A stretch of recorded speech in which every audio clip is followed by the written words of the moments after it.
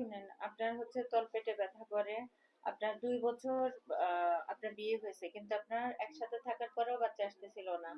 আমরা জানুয়ারি মাস থেকে আপনার চিকিৎসা শুরু করছি, দেন মার্চ থেকে আপনার বাচ্চা আসছে।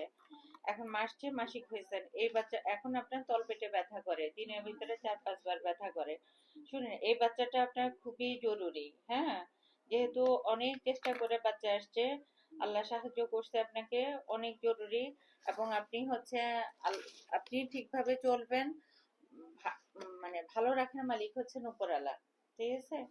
যদি এ বাচ্চার হায়াত থাকে, সে বাচ্চা যদি আল্লাহর হুকুম মতো হচ্ছে ভালো থাকে, তাহলে আপনি একটা ভালো বাচ্চা পাবেন। কিন্তু এটার জন্য আপনাকেও চেষ্টা করতে হবে। আপনি বেশি পরিমাণ পানি খাবেন। আপনি তো আগে ১ মাস পর পর পরিষ্কার হইতেন, এখন ৭ দিন পর পর পরিষ্কার হবেন, ঠিক আছে।